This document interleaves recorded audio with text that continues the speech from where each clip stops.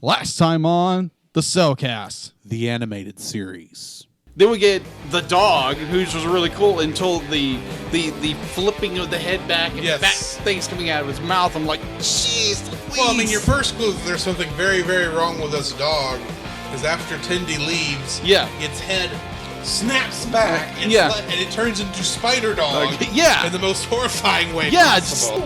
Okay. And then Boyman says, but you knew that thing could do all that stuff? Says, yeah, don't normal dogs do that? No! Even the dogs... Well, guess what? You are a freak! I know, I just didn't want to concern you! Ray? Wrong? Okay. This progress is a part of Christian Reek Central Network.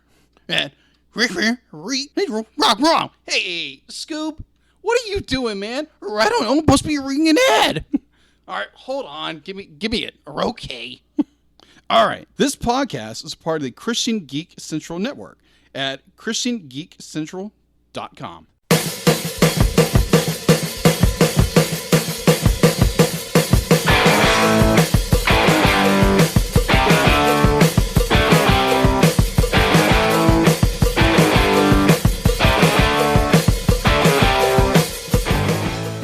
Hello and welcome to another episode of the Cellcast, the animated series. Joining me today is a man who might just find himself in a tank full of eels, Jacob. No, thank you. I don't want to get electrified. Thank you very much. Why, thank you. I'd like to introduce our co-host, a man who believes he's at a trial for some reason. Welcome, Drew. Well, when you got 1,000 Klingon-looking aliens standing around like it's Star Trek 6 all over again. What are you supposed to think? Maybe it's a party? Nah, it can't be. All right, so today we're reviewing Season 1, Episode 8 of Star Trek Lower Decks, Veritas. Mm-hmm. This episode was written by Garrick Bernard and directed by Kim Arndt. In this episode, Mariner, Boimler, Tendi, and Rutherford are caught off guard when certain aliens force them to testify about a series of apparently unrelated events. Mm-hmm. In this episode, the entire thing takes place in a room that looks suspiciously like the Klingon trial room from Star Trek VI, The Undiscovered Country. Exactly. And I think they did this on purpose. Duh. Kurtwood Smith plays the alien Clar in this episode. Smith is famous to RoboCop fans for playing the bad guy, which doesn't say who that is. Yeah. And he also played the president of the United Federation of Planets in Star Trek VI Undiscovered Country. At one point during the episode, Mariner and Boimler are debating who the biggest people who could kick people's butts is. That's not the words they use. I just don't like cussing. Boimler mentions Roga Danar, who was played by Jeff McCarthy, in the TNG episode The Hunted. And as Boimler said, he did briefly outsmart Picard. However, only the TNG fans probably even know who Roga Danar is, because it's not in a good episode. But of course, Mariner went with Khan. Yeah. And of course, why wouldn't you? Yeah. She mentions that Khan was a genetically engineered supervillain, and she mentions that dude was a space seed. Space Seed was the name of the episode in the original series in which Khan originally appeared. That is the most forced joke in this episode, in my opinion. Also, Tendi refers to Khan's thick chest. This is probably an allusion to the urban myth that Ricardo Montalban, who played Khan in both the original series episode Space Seed and The Wrath of Khan, wore a prosthetic chest while filming Wrath of Khan. Which is true. I don't know how that works. Yeah, I don't know how to be like either, because I've heard conflicting stories about that. Mm-hmm. But I bet it was made from rich Corinthian leather.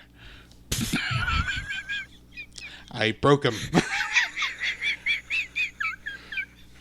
By the way, director Nicholas Meyer has repeatedly said that Khan's thick chest was all 100% Ricardo Montalban. Mm-hmm.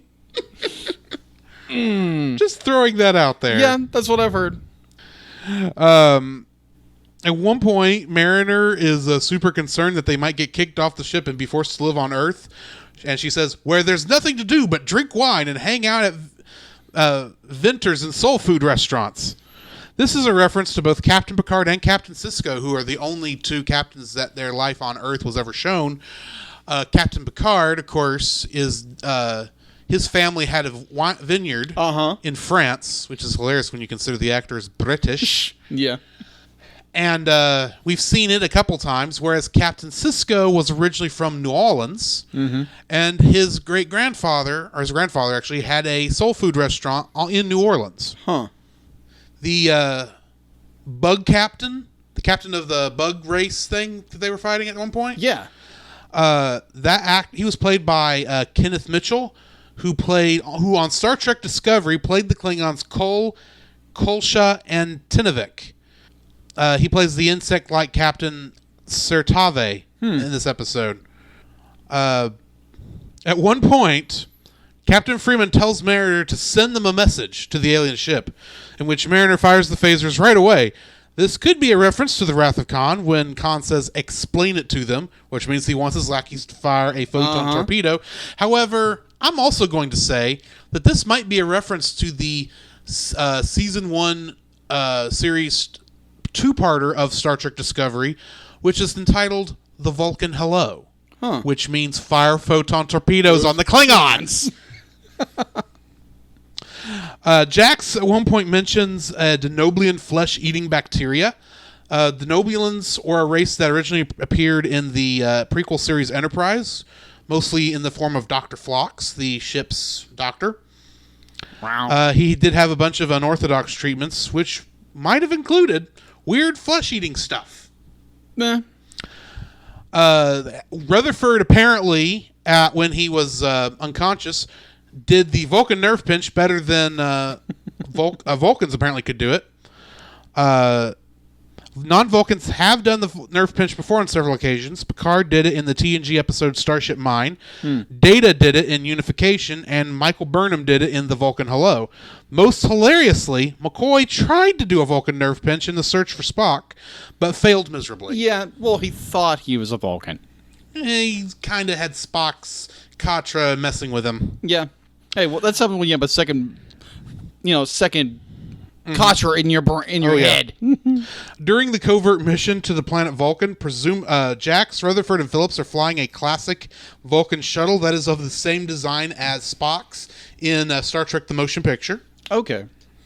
Other famous starships in the museum we saw were a Jem'Hadar fighter from Star Trek Deep Space Nine, a Ferengi shuttle from TNG Next Generation and Deep Space Nine, a D-7 or Katinga-class Klingon battlecruiser seen in the motion picture, the original series, the Next Generation, Deep Space Nine, and technically Discovery, several Federation shuttlecraft of the Next Generation era, a classic original series shuttlecraft, the Vulcan landing ship from First Contact, a Tholian ship seen both in the Tholian Web and in A Mirror Darkly, and interestingly enough, something that looks like the monolith from 2001: A Space Odyssey. The ship that they steal is a classic original series era Romulan bird of prey. Prior to this episode of Lower Decks, this style of Romulan ship had only been seen in canon 3 other times. In the original series episode Balance of Terror and the Enterprise incident, and in the Picard episode Absolute Candor. That said, the bird of prey in the Enterprise incident was digitally inserted into the remastered Enterprise incident in 2008. So really, the ship has only appeared in canon in 1968, 2008, and twice in 2020. Interesting. The Federation Guard was also voiced by Kenneth Mitchell. Their security armor and helmet were reminiscent of the outfits of security guards seen in Star Trek The Motion Picture, The Search for Spock, and The Undiscovered Country. Jax at one point tells Rutherford to do a fan dance to distract the guard. This references Uhura doing a fan dance with feathery fans on the planet Nimbus 3 in Star Trek V: The Final Frontier. He does not even do it well, and let's face it, We didn't want to see him do it well. No. Especially since this joke comes right the smack out of nowhere. The chief engineer of the Cerritos, Phillips, makes 2 references to Next Generation when he's running out of oxygen. He states that Mark Twain's got a gun, and Tasha, no, the garbage bag's behind you. The Twain thing reference, the bit about Mark Twain references the TNG when the TNG crew went back in time to find Data's head in the 2-parter Time Zero. And the Tasha comment refers to Tasha Yar's death in the episode Skin of Evil, when a creature who you could say is very reminiscent of a garbage bag does kill Tasha Yar. Huh. In reality, it was printer's ink, and I don't know what that thing he was covered in that the printer's ink was on. All I know is they had to be very careful not to swallow it because it could have killed him. Oh. Well, that's good to know. Yep. The Gorn wedding that we see in this, it may not be a Easter egg, but the Gorn did originally appear in the original series episode Arena. And as far as I know, that's the only time they've ever appeared in canon besides now, except for, I want to say they showed up once in Enterprise, but don't quote me on that. Everything about the interior of the Romulan ship, matching TNG-era Romulan ships, seems to be a reference to the episode Face of the Enemy, in which Troy is kidnapped by Romulan agents, but also made to work for them. This marks the 2nd episode of Lower Decks in a row where they wear all black body stocking outfits from the TNG episode Chain of Command. The Romulan guards are talking about what they hate most, being the Remans. The Remans did not originally show up until the 2002 film Star Trek Nemesis. Although he was human, the Picard clone named Shinzon, played by Tom Hardy, considered himself a Reman.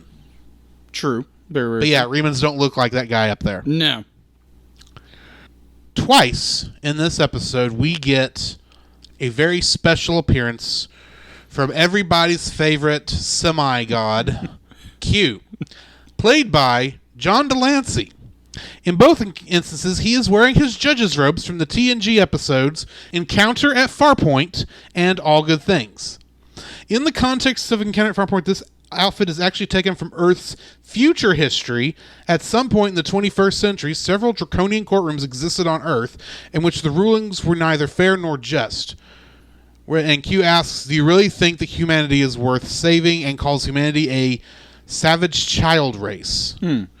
The ridiculous board game, though, might be a reference to the Deep Space Nine episode Move Along Home, i.e. the worst episode of Star Trek Deep Space Nine, in which the crew had to act out certain moves that were reminiscent of a board game. But Q was not involved in that particular episode. But I could see it happening. He did turn all of the crew of the Enterprise at one point into the characters from Robin Hood. In a very good, funny episode, I must add. Gotcha. This is the first time we've actually seen a salt vampire, seen originally in the original series episode, The Man Trap, which, by the way, was the first broadcast episode of Star Trek. Oh, okay. They said they died out about a century ago. That would be about the time Kirk and crew ran into them on the planet M113. Ah. When Dr. T'Ana says that nobody on the ship remembers her, this could be a reference to the Next Generation episode Remember Me, in which Dr. Crusher enters a small bubble parallel universe in which people she knows starts to vanish from existence. However, I like the fact that pretty much the characters from the Cerritos are on this other ship, but totally different. Yeah. Especially the human version of T'Ana. Yeah. To prove that Starfleet officers are good people, but sometimes totally ignorant of what's going on in the galaxy, Boimler rattles off several examples of Starfleet officers not knowing something that was utterly nuts. Did Picard know about the Borg? References the TNG episode Q Who, in which Q forces the Enterprise to encounter the Borg. Picard may not have known about the Borg in 2365, but there's some debate that some people in the Federation did. 7 of 9's parents from Voyager knew about the Borg in the 2350s. Did Kirk know about the giant Spock on Phylos? Wait a minute, there was a giant Spock? This references an episode of the animated series called The Infinite Vulcan. The giant Spock was a huge Spock clone named Spock 2. Original. It is the animated series. Did Dr. Crusher know about that ghost in the lantern from the Scottish planet that she hooked up with that one time? I'm looking at you very confused. This is from the Next Generation episode Sub Rosa. And yes, Dr. Crusher did hook up with a ghost in a lantern in that episode. And it is a bad episode. Okay, then. It convinces her to give up Starfleet and live like her mother on that planet did. Okie dokie. It's taken care of by the end of the episode. I gotcha. Boimler's mic drop moment is when he says the word drumhead before dropping the horn on the ground. The drumhead is a reference to the Next Generation episode, The Drumhead, in which Picard gives, midway through the episode, near the end of the episode, gives a speech that ends a witch hunt trial, in essence, in the TNG in that episode. It refers to refers to the head of a drum that would be upended on a battlefield to serve as an ad hoc judge's bench. Makes Basically, sense. what was happening in the TNG episode is this person was trying to investigate, trying to find all the problems that was going on, and kept bringing up things that most people would have no way. People were probably guilty of in reality, but they are things that almost anyone else would have forgiven them for. And that episode went all the way back through TNG, bringing up stuff that most people would have forgotten about. It's I don't know. It's being pedantic, is what it's about. It's like when you listen to a bunch of Star Trek fans or Star Wars fans talk about something that happened in talk about how bad this one movie is or something, and bring up the stupidest things that no one really cares about. Yeah, that's how I look at it anyway. At the end of the episode, Q shows back up and says, "I challenge you to a duel," to the lower deckers. This is a reference to the character of Trelane from the episode The Squire of Gothos. It is a fan theory that Trelane from that episode was a Q. Huh. But no one knew who it was. In fact, it might have been a pre-John Delancey Q character. But we don't actually know. Interesting. And yes, Trelane did challenge Kirk to a duel in that episode. Also, at the end, Q speaks French when talking about Picard. Mariner says, "Get out of here, Q. We're done with your. We're not doing any of your dumb Q bull crap." She says, "S'il vous plaît." Yeah, he says, "S'il vous plaît, Mariner." This implies he knows Mariner pretty well, which is hilarious when she tells him she's not French and he should go bother Picard. Q says, "Picard is no fun. He's always quoting Shakespeare. He's always making wine." Picard quoted Shakespeare to Q, specifically Hamlet in the TNG episode Hyde and Q, mentioning that Picard is making wine at this point in time is interesting because we know that in 2385, Picard will leave Starfleet and go live in his vineyard in France. But in 2380, Picard is still in Starfleet. Is he making wine on the Enterprise right now? Maybe. Probably. And the other interesting thing I noted is the Romulan warbirds in this episode were of the TNG era Romulan warbirds. But, and this is me being pedantic here, Nemesis had a great deal of, showed a great deal of architectural redesign for most of the Romulan fleet. They still looked Romulan. They still kind of looked the same. There wasn't that much of an advancement, but they changed things up. Maybe we don't know if that was a Riemann redesign or came about because Shinzon had took over, or if that was just how things were going.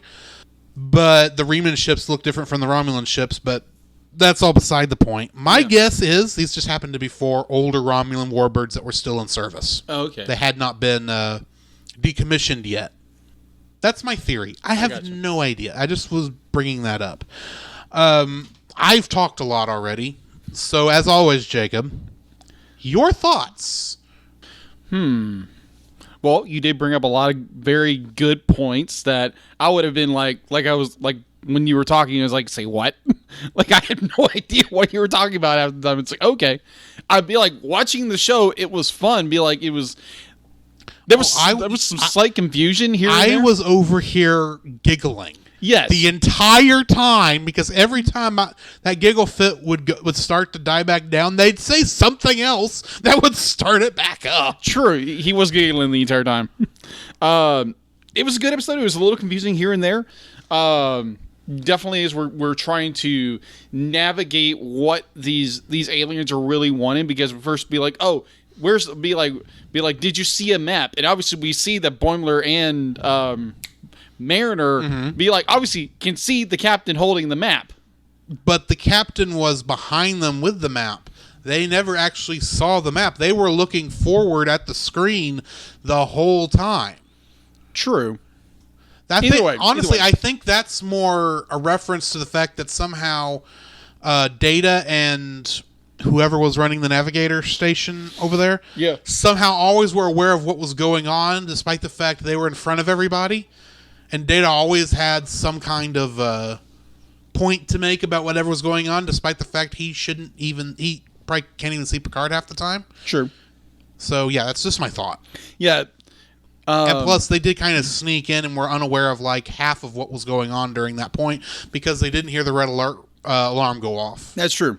And also, that's a good point with the fact to be like our lower deck cast has they're not privy to all the information in which our interrogator, I'm giving air quotes here,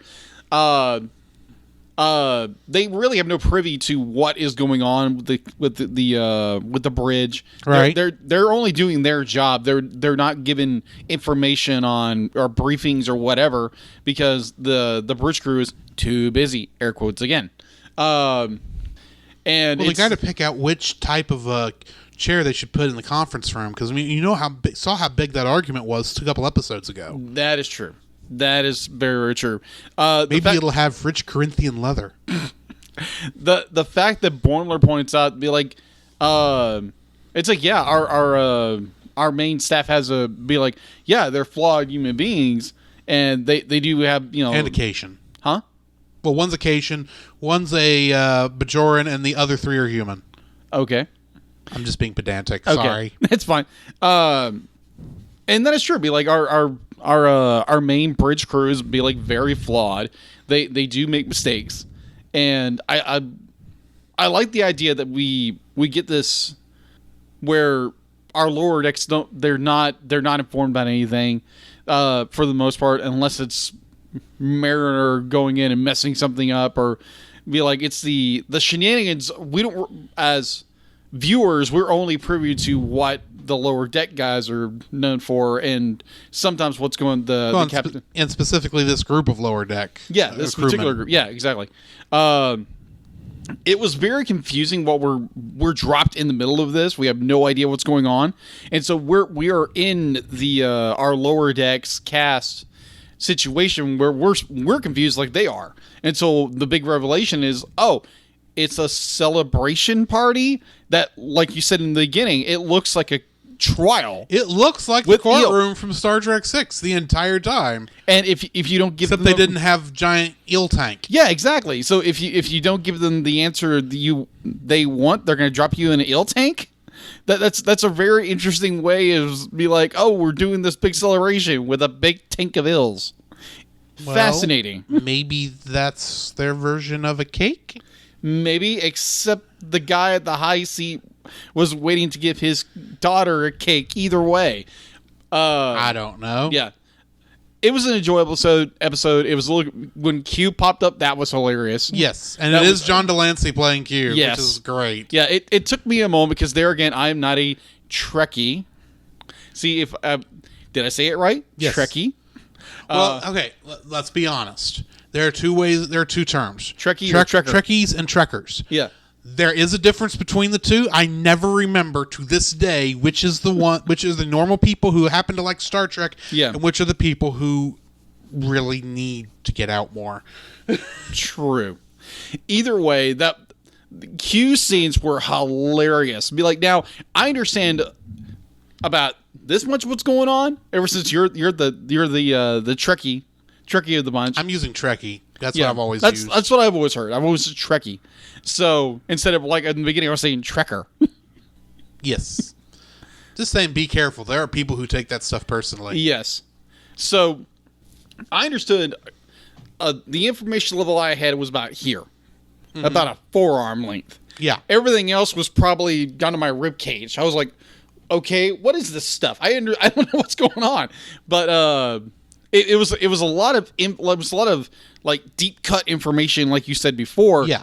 But there again, it was still a fun episode. I really don't have much to say otherwise. It was a bad episode. It was a interesting episode. It was funny in a way. Overall, it was a fairly good episode. So when this episode started off, and we're focusing on our four main characters, Yeah. I had two thoughts which way this episode was going to go. A, this was going to be your standard same story from four different points of view Right. type story. It wasn't that. Or B, this was going to be the exact send up to the Next Generation episode Lower Decks, Yeah. where each person had a different part to play in an overall mission. In a way, it was that, Okay. except we didn't have somebody die for no reason. Yeah. But, spoiler alert for that episode. On that level, I mean, the idea that first problem I had was I swear the story is told out of order, but not in a way that you easily know that Right. going into it. You start off with this story where Rutherford, not with Rutherford, with Boimler, actually it's Mariner. Mainly you're following Mariner in this part, where they're all down in the shuttle bay. They don't know red alert's going off because Rutherford messed with it to make it extra loud so they wouldn't notice it, but apparently he made a mistake. So Tindy and Rutherford go off wherever they're going. Boimler and Mariner are heading up to the bridge because that's where they're supposed to be on duty for, that's their battle stations this week for red alert. And they get up there, one presumes, a little bit late. Yeah. I would say they weren't that late considering that, A, no one had bothered to page them yet. Yeah. And B, Captain Freeman was just materializing on the bridge by the time they got up there, which means whatever caused the red alert had just happened. Yeah. They were still well within, I would think, reporting times. Yeah. But like I said, I am guessing. And then there's this back and forth where where stuff's going down, there's confusion, and then their part ends. Their part literally had the least amount to do with anything. Yeah.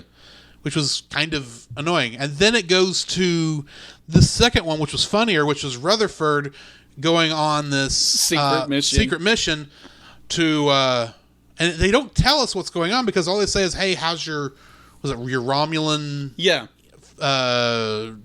language update or something, or diagnostics, computer diagnostics, something like that. He says, "Well, I'll have to reboot, and I hadn't updated." Reese says, "Well, you need to reboot now." It says, "Okay," and I usually do it while I'm asleep because then it doesn't give me so many issues. It says, "You need to do it right now." So he does it, and apparently it restarts every time something's going to happen. Or he gets updates he's not really wanting updates for. It's what happens when you wait too long to get updates. That is true. I swear that was a Windows Update joke. But Probably. that makes sense. They made a Windows Buddy Windows Buddy image joke thing from a couple weeks ago. Yeah, that's true. And it's apparently this is the part that doesn't make sense to me. The implants updates cause him to black out. Yeah. But the computer part is still operating because it's able to operate his body Yeah, that makes in no such sense. a way Yeah. that he's actually better when he's not awake than when he is. Shouldn't it be the other way around where he has lost the functionality of the implant while it's rebooting? Yeah. That's just that's the weird part of that. But agreed. you know what? I'll let it go because it is funny how he keeps blacking out and waking up and he has no idea what's going on. Yeah. Because he blacks out there and they're on the Vulcan ship. Yeah. They're about to, and they fall out of this into the atmosphere doing a halo jump, essentially. Yeah. Like we saw in Godzilla. Yeah, it's definitely a Halo jump. Yeah. And he blacks, and the reboot starts again right before he gets to the ground, and he wakes up and he's in the museum, and he's forced to do that fan dance. Yeah. While not Rutherford, the Bajoran guy whose name I can't remember is trying to reprogram the Romulan ship so they can get into it. And he breaks out again in the middle. He blacks out in the middle of that again. So wakes up. He's floating through space with no idea what's happening, but he does ask, "How on earth am I standing in space?" And he knocks on the thing. It's like, "Oh, I'm standing on a cloaked Romulan warbird." Okay, what? Yeah, and then randomly, he wakes up in the middle of a Gorn wedding. It's like, what does that have to do with anything? Yeah, that was the confusing part. It's like, okay, you got a Gorn wedding. Okay, that was interesting. Okay, how did you get there? Every other way I could follow what must have happened to you while you were asleep. Yeah. How did you get to the Gorn planet to be in the middle of the Gorn wedding? Yeah. And then I love how he shuts off, comes back up, and you think, okay, he must be passed out. Nope, they're still chewing on him. That is funny. Those Klingon fonts must not taking long at all. Nope. Update. Yeah. And then you get Tendi. Yeah. The cleaner. Yeah. Oh my gosh, yeah. Tendi, bless her heart. Wrong. Be like she thought when they asked if you're the cleaner that she was there cleaning the conference room, sure. Yeah. Wrong cleaner. Wrong type of cleaner, and she gets drug along on this secret mission. You would think that what's his name? The captain, the Riker guy. Yeah. Him. You'd think he would have known Tendi was not the cleaner. You would think. But because she would not have been there when they all got matching tattoos. True. But at the same time, obviously she was not briefed on anything outside of what they were talked about there in the conference room for a short second, in which she wasn't paying attention. So she didn't realize that her job was just, when the time comes, beam everybody out of there. Yeah. She goes full kung fu, or really Kirk Fu on everybody. Yeah. To which the guy back at the thing says, "You expect us to believe you're a martial arts master?" Like, I'm just telling you what happens. Yep. And it turns out that these three stories actually were connected. They were. Not that you knew that you were kind of starting to suspect it. Yeah. During the cleaner mission. Yeah. But because you see the map they were using, I'm still thinking, why do you need a map of the neutral zone? You should know what it looks like. Mm-hmm. It has been on Star Trek thousands of times. What do you need an extra map for? Yeah. And why did you, the Federation, have to go to some other race to get it? The neutral zone is between the Federation and the Romulans. You were scanning that area of space with 13 stations to make sure the Romulans didn't show up on the Federation's door without you knowing. Mm-hmm. And you don't know what that looks like in the Cerritos' databanks? Yeah. Okay, moving on. It was slightly confusing until they wrapped it up a little bit, and there's still a lot of confusion there. There's still a lot of confusion. It's like, it still doesn't make sense. It's like, that's what stellar cartography is for, and that really is what stellar cartography is for. Yeah. Why do you need a map? Why do you need a map? You should have the entire Federation database at your disposal, right? Especially if this is a secret mission. They should have given you everything you needed in terms of information. Also, why did they have to break into the Vulcans' thing to steal that Romulan warbird? Couldn't they just ask to borrow it? Mm. I don't know. There's a lot of stuff we were not told because the Lower Decks wasn't told because they really didn't want you to think about this too hard. It was just a funny episode. True. If we're being honest. But the problem is, it's Star Trek. You have people thinking about it too much. True. Which brings me to actually one of the things I simultaneously enjoyed and hated about this episode. Okay. Q. Okay. A. Q is overused in Star Trek, in my opinion, for what he is. B. We have only by the end of Voyager, the only times Q has ever shown up have been to the Enterprise D for a number of episodes, one episode of Deep Space Nine, and then like 7 or 8 episodes of Voyager. Yeah.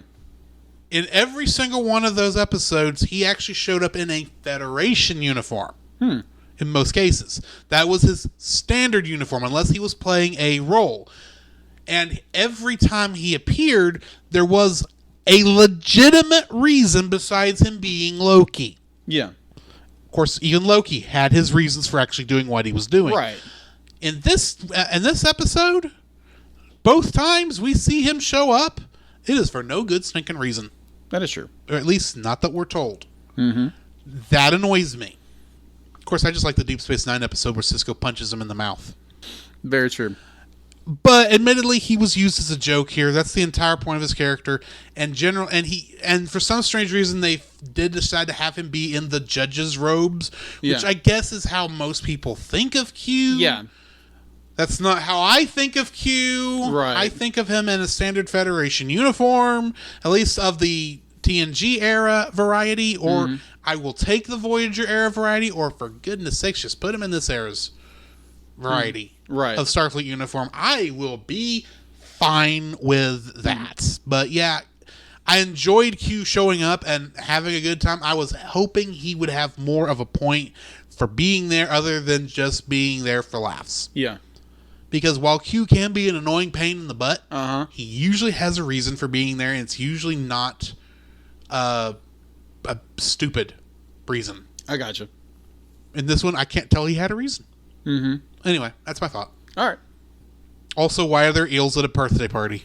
Exactly. Very odd. And while it's funny that they only had 22 minutes reserved, which was the length of the episode. Yeah. Something like this, they could have held in an official banquet hall or something, couldn't they? Yeah. But they wanted to make us confused, along with our cast confused. I know, but still, they could have had it go along and just have a actual close-up instead of the guy just being disappointed at the end of the episode. Yeah. I don't know. This is me thinking I wish it was more like a episode of regular Trek instead of the exaggeration we're getting. Yeah. I really hope at some point we get a in-canon reason for why Lower Decks is the crazy exaggeration of Star Trek it is. Yeah. Maybe, considering the preview for the next episode, it will be the next episode. So before I say the name of that next episode, do you have anything to add? Nope. You're supposed to give me 5 more seconds. Bow, wow, I'm wow. teasing. So yeah, join us on the next episode, Crisis Point. Huh. So it's like Crisis on Infinite Earths? No, it's just Crisis Point, which I have a feeling is the name of the holo novel that looks like they've made in that episode. Oh, okay. Anyway, join us then. Come, Jacob. We must prepare for next week. Prepare for what, Drew? The same thing we do every week, Jacob. Record a podcast. Oh, boy. So where can they find you, Jacob? They can find me on Facebook at Jacob B. Heron and Jacob's Daily Art Corner, my personal art Facebook page. On Twitter at Jacob B. Heron. On Instagram at Jacob B. Heron. And on Letterboxd at Jacob Heron. Where can they find you, Drew? You can find me on Facebook at Drew Dodgen. You can also find my Facebook page at Drew's Photo Bin, where I upload my photography. You can also follow me on Letterboxd at GGeorge759 and Twitter at GGeorge759. Where can they find us, Jacob? You can also visit our website, thecellcast.podbean.com, where you will find every episode we released and links to listen to it on Apple Podcasts, Google Play, and Stitcher. Our RSS feed, if we aren't in your favorite podcast app directory, please share, review, and subscribe to us there and share us with your friends. You will also find a link to our Facebook group, the Double Feature Podcast Community, where we talk about both animated and live-action movies. We share this with our other podcasts, which we do with Jacob's brother Jim, at the Movie of the Week podcast, where we talk about live-action movies. You can also email us at thecellcastpodcast@gmail.com. Also, please like our page on Facebook. We try to post about upcoming movies. If you comment on that movie's post before we record, we'll read your comments in the episode. And remember, every time we say the Cellcast, that is with a single L.